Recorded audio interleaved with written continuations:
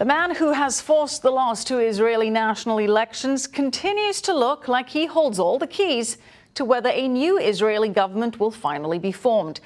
And he is not dropping many hints as to which side he's going to choose. Israel Beitenu party leader Avigdor Lieberman denying reports today that he's going to recommend blue and white party leader Benny Gantz for prime minister. He also said that he is willing to have his party sit in the opposition minority if need be. But Lieberman did provide some kind of roadmap to obtaining his support today. He announced that he would be willing to join a coalition government with ultra-Orthodox parties if they agree to allow civil marriages in Israel, to reforming the process for converting to Judaism, and to allowing women to lead prayers at the Western Wall in Jerusalem. Lieberman is also still demanding passage of a national law calling for drafting ultra-Orthodox men into the Israeli Defense Forces. Now, for now, all the wheeling and dealing in Israel is on hold for Shabbat. But early on Sunday, Israel's President Reuven Rivlin will welcome the leaders of all the parties that won seats in the parliament to a meeting at his official residence. And that is where President Rivlin will then begin the process of seeing how best to create a ruling Israeli coalition government. And once again, here's the reason why Israeli politics are at an impasse. The results of Tuesday night's elections leave no major bloc with enough seats to form a 61-seat majority in the Knesset. With 99.8% of the votes counted, here's where we stand. The Blue and White Party has 33 seats. Likud has 31. The Joint Arab list of parties is at 13. The ultra-Orthodox Shas Party has 9 seats. Lieberman's Israel Beitenu and another ultra-Orthodox party, UTJ, both have 8 seats. The right-wing Yamina Party has 7 seats. The Labour Gesher Party has 6 seats. And the Democratic Union Party has 5. So without Lieberman's party joining either side, that leaves the right-wing bloc with just 55 seats, and the center-left bloc only has 44 seats. That is excluding the Arab Party members who have never agreed to join in any ruling Israeli government. All right, a lot to discuss, including this continuing impasse and what might finally break it. So let's bring in tonight's opening panel.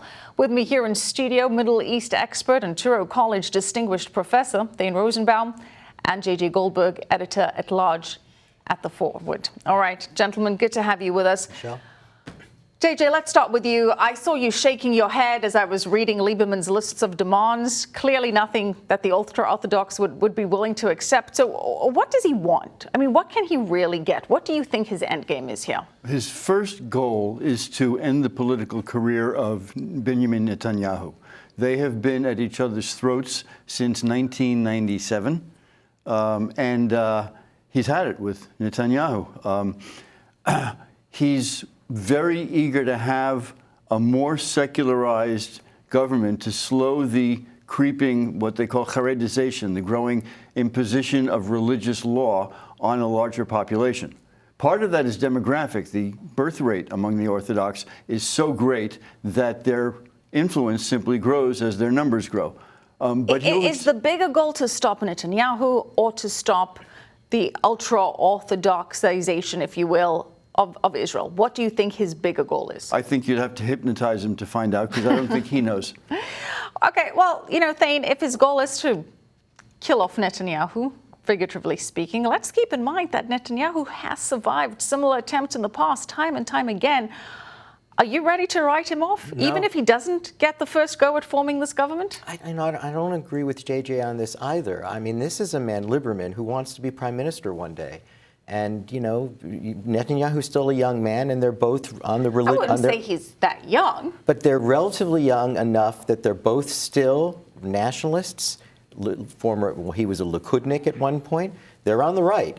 If for a man who wants to be prime minister one day, he's got some serious decision-making to make here. Because if so you think that's his ultimate goal, the big power play, the big position? Yes, and by the way, we talked about this when you anchored the broadcast. I mean, I don't think he did that well, Liberman, for all of the Kingmaker position. Right. You know, he only had 8 seats. So I guess what I'm saying is he has to be careful because he doesn't want to push the Israelis to another election, and they might punish him for that. At the same time, he doesn't want to sit down with Arabs in the blue and white coalition because he's a nationalist, and they are not nationalists. Right. All right. So, JJ, if President Rivlin does go ahead and give Benny Gantz the first chance at forming this coalition government, he gives him the mandate, what do you think Benny Gantz's strategy is? What's his move?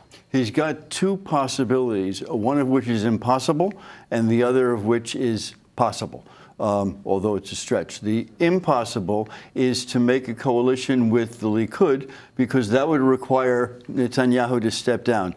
His party, Gantz's party, will not tolerate a government that has Netanyahu himself as a partner. They could take the Likud without Netanyahu. And Netanyahu has the problem, if he is no longer prime minister, then he's likely to go to jail. Okay, so Likud without Netanyahu isn't the one possibility. What's the other one? The other one is a government consisting, that first of all, he gets the recommendation of the Arab party, of the Arab coalition, to get the first crack. That gives him a majority of recommendations. They won't join his government, but he could conceivably bring in Shas under Aryeh Deri, who has been talking openly about splitting with the Likud. He made an appeal to Deri made an appeal to Liberman and to Lapid, the 2 most anti-religious figures out there, that it's time to lay down the old barriers and to reach out to each other because we're one nation, and that was all just electioneering talk. If he gets Shas and Liberman into a coalition with him, then he's got 61. Well, Liberman may have to drop some of his demands. You're shaking your head. You don't see that happening. I want to go back to your original question. I would not write off Netanyahu. I simply would not. I think that it is much more likely that Liberman ends up rejoining the old coalition with some concessions from the religious right. I think that Liberman is having to pick the poison, and I think he's going to much prefer negotiating with the religious right that at least are nationalists. Why can't the blue and white party say, look, we ran on ousting Netanyahu, and we will deliver that promise in 2 years' time. That Netanyahu will serve as prime minister for the first 2 years, and then Benny Gantz will take over. Will that really destroy blue and white's credibility with the Israeli people? Well, that's where I would say I would put the blue and white party in replace of how JJ defined Liberman. They really want Netanyahu out. For them, it's all about Netanyahu.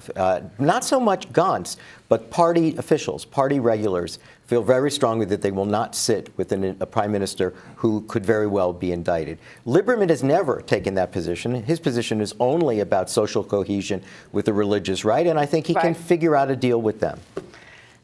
Well, let's see what they figure out, because it looks very, very, very complex to me. Thank you so much, Thane Rosenbaum, JJ Goldberg. Appreciate it.